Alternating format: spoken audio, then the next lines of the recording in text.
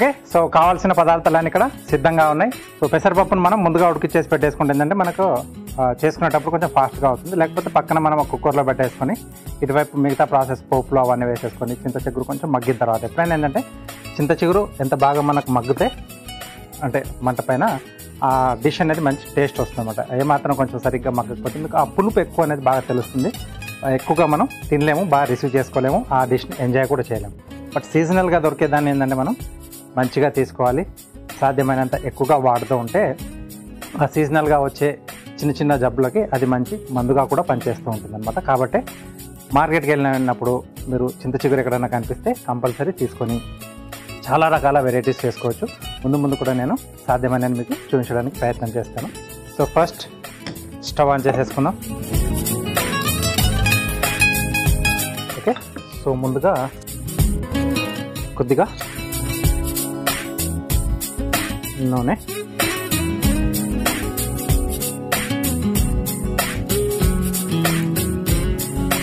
So ఆకు ముదురు లేకుండా చూసుకోవాలి. ఓకే, సో ఇక్కడ వరకు ఈ స్టేజ్ వరకు మనకి ఆకు అనేది ఓకే. ఇంతకంటే కొంచెం ముద్రై మనకు కొంచెం సైజ్ పెరిగితే సో అది మనకు డిష్ చేసుకోవడానికి పనికిరాదనమాట. ఎందుకంటే అది కొంచెం మందంగా ఉండి సరిగ్గా ఉడకదు, తింటుంటే కూడా కొంచెం బరకగా ఉంటుంది. కాబట్టి ఇలా లేతగా ఉన్న చిగురు తీసుకుంటే ఇంకా బెస్ట్. ఇది చూడండి కొంచెం రెడ్డిష్ కలర్లో లైట్గా వస్తుంది కదా మనకి, ఇది కరెక్ట్గా ఉంటుంది అనమాట చింత చిగురు. చాలామంది ఇది అంటే ఎండింగ్ స్టేజ్లో కొంచెం వచ్చేటప్పుడు మనకు ఆకు అనేది కొద్దిగా సైజ్ పెరుగుతూ పోతూ ఉంటుంది. అలా కాకుండా ఇలా లేత చిగురు ఇలాంటివి తీసుకుంటే మీరు చేసుకునే డిష్లో నాన్ వెజ్ చేసుకున్న చికెన్ కాంబినేషన్లో కానీ, మటన్ కానీ, ఎగ్తో కానీ, వెజిటేబుల్స్లో చాలా రకాలుగా చేసుకోవచ్చు. సూపర్గా వస్తుంది.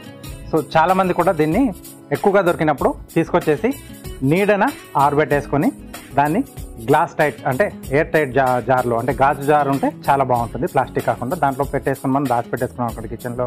మనకు అవసరం ఉన్నప్పుడు దాని రిలేటెడ్గా ఏదైనా డిష్ ఉంటే సో దాంట్లో అప్పుడు మనం ఆ పొడిని కొంచెం యాడ్ చేసేసుకుంటే మీకు ఒరిజినల్ ఆ చింత చిగురు టేస్ట్ అనేది వస్తుంది. సో మీకు ఎక్కువ దొరికినప్పుడు ఈ ఐడియాని మీరు ఫాలో కండి. ఎందుకంటే అలా దాచిపెట్టేసుకుంటే మనకు అన్సీజన్లో హ్యాపీగా దీన్ని చిగురుని కూడా వాడుకోవచ్చు.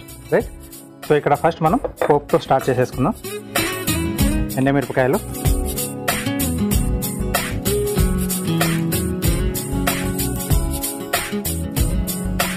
సో కొంచెం మనకి ఇది కొద్దిగా లైట్ డార్క్ అయితే బాగుంటుంది. సో చాలామంది కూడా ఎండుమిరపకాయలను అలా నంజుకొని తింటారు కదా, కాబట్టి కొంచెం ఇది బాగా వేగాలి, అప్పుడు మంచి టేస్ట్ వస్తుంది. అలాగే ఆ డిష్ కూడా మంచి ఫ్లేవర్ని ఇది యాడ్ చేస్తుంది అనమాట. నెక్స్ట్ వచ్చేసి ఆవాలు,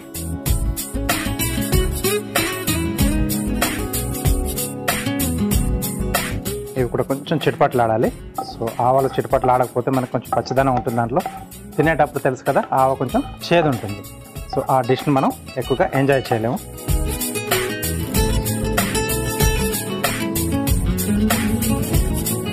ఆవాలు చిటపట్లాడుతున్నప్పుడు జీలకర్ర, సో పప్పులు కానీ ఏమైనా చేసుకున్నప్పుడు ఇవన్నీ మనకు దినుసులు పడితేనే ఆ డిష్ అనేది టేస్టీగా అవుతుంది. ఓకే ఓకే, సో ఆవాలు కూడా చిటపట్లాడుతున్నాయి. నెక్స్ట్ దీంట్లో వెల్లుల్లి రెబ్బలు ఇలా చిన్న చిన్న ముక్కలుగా కట్ చేశాను నేను. లేదు అంటే కచ్చా పచ్చాగా దంచేసైనా వేయచ్చు, లేకపోతే గట్టిగా మెదిపేసి అలా వేసుకున్నా సరిపోతుంది. ముక్కలకి ఏంటంటే ప్రతి మనం తినే ముద్దకు వస్తుందని చెప్పేసి కొంచెం మరీ చిన్న కాకుండా కొద్దిగా మధ్యస్థంగా ఉండే విధంగా నేను ముక్కలు చేసి పెట్టేసుకున్నాను. వెల్లుల్లి కంపల్సరీ యాడ్ చేసుకోవాలండి, అల్లం అక్కర్లేదు దీంట్లో. సో పప్పు లాంటివి మనం చేసుకునేటప్పుడు వెల్లుల్లి ఫ్లేవర్ సూపర్గా ఉంటుంది. కొంతమంది పొట్టుతో పాటే అలా నల్ల కొట్టేసుకొని వేసుకుంటారు కదా, అలా అయినా పర్లేదు, అంటే ఎవరికి ఎలా అలవాటు ఉంటే అలా తీసేసుకోవచ్చు. ఓకే,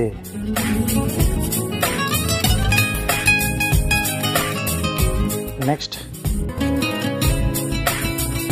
కరివేపాకు, అలాగే ఒక 2 పచ్చిమిరపకాయలు ఇక్కడ వేస్తున్నాను నేను.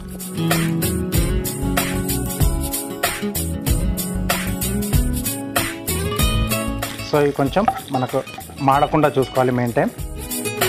ఫ్లేమ్ అనేది కొంచెం మీడియంలో పెట్టుకుంటే డిష్ అనేది బాగా వస్తుంది. పోపు మీద మనకు టోటల్ ఈ డిష్ అనేది ఆధారపడి ఉంటుంది. కాబట్టి ఈ పోపు అనేది మనం జాగ్రత్తగా వేసుకోవాలి. నెక్స్ట్ వచ్చేసి కొద్దిగా ఇంగువ. ఓకే, సో పప్పులు లాంటి వాటిలో ఇంగువ ఫ్లేవర్ చాలా బాగుంటుంది. ముద్దగా అయినా పర్లేదు, ఇలా పౌడర్గా మనకు మార్కెట్లో దొరుకుతూ ఉంటుంది కదా, అది తీసుకొచ్చినా పర్లేదు. నెక్స్ట్ ఇప్పుడు చింత చిగురు లేతగా ఉంది కాబట్టి నేను అలాగే వాడేస్తున్నాను.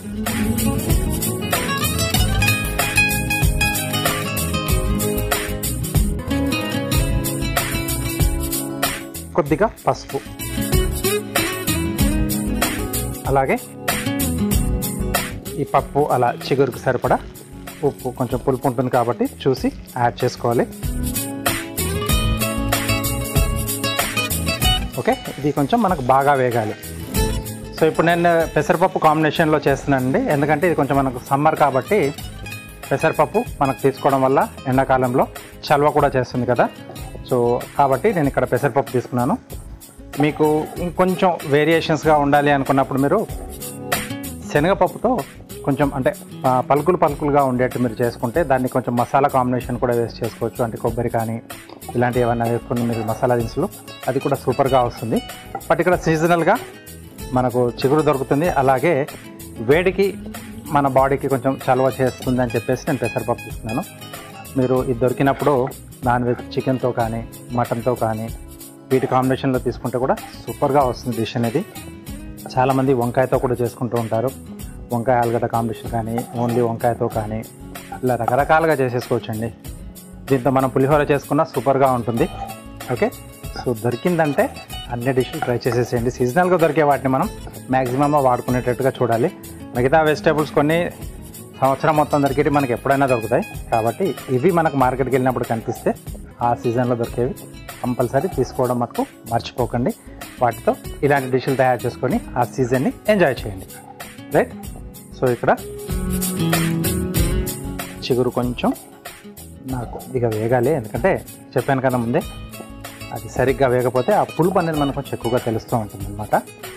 కరెక్ట్గా ఆ కూరగాయ కానీ ఆ కూరలు కానీ మన దినుసులు కానీ వాటిని కరెక్ట్ మోతాదుతో మనం ప్రాసెస్లో చేస్తేనే ఆ టేస్ట్ మనం ఫుల్ ఫ్లెజ్గా మనం ఎంజాయ్ చేయొచ్చు. లేకపోతే పులుపుగానే ఉండవు, లేకుంటే ఒగరుగానే ఉండవు, చేదుగానే ఉండింది అనుకోండి, అంత వండుకున్న దానికి ఆ శ్రమ వృధా అవుతుంది, టేస్ట్ని కూడా మనం ఎంజాయ్ చేయలేకపోతాం.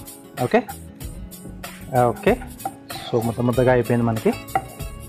ఇప్పుడు దీంట్లో మనం ముందుగా ఉడికించి పెట్టేసుకున్న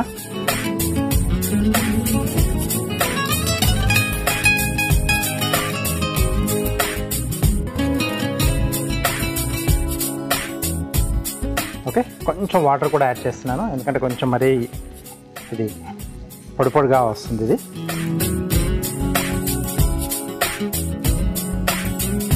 పెసరపప్పులో అలాగే జిగురు కూడా ఉంటుంది కదా. సో కారం అనేది ఎక్కువ కావాలి అనుకుంటే పచ్చిమిర్చి యాడ్ చేసుకోవచ్చు, లేకపోతే కారపొడి కూడా దీంట్లో యాడ్ చేసుకోవచ్చు. ఓన్లీ నేను దీంట్లో పచ్చిమిర్చి ఒకటే యాడ్ చేసుకున్నాను.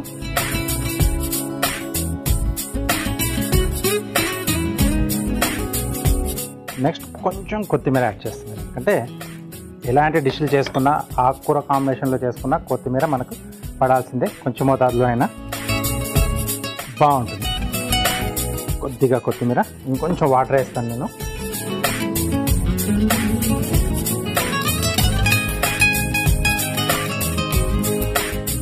ఓకే, సో ఆల్మోస్ట్ దీంట్లో మనకు కావాల్సినవన్నీ వచ్చేసాయి.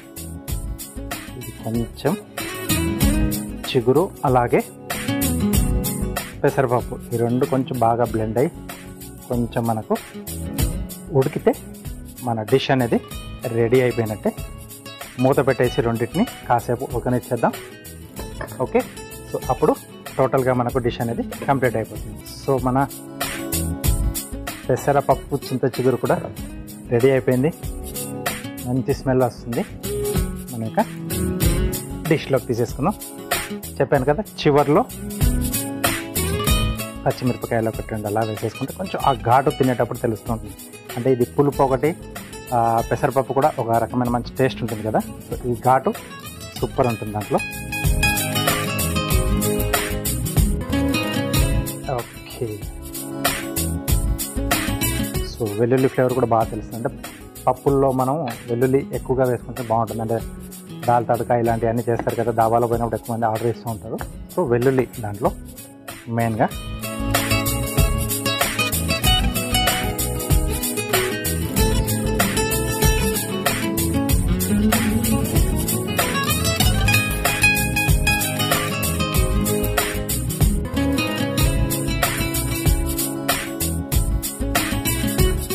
పైనుంచి కొంచెం కొత్తిమీర, పెసరపప్పు, చింత చిగురు రెడీ అయిపోయింది. దీనికి కావాల్సిన పదార్థాలు అలాగే దీని తయారీ విధానం మీకోసం మరోసారి.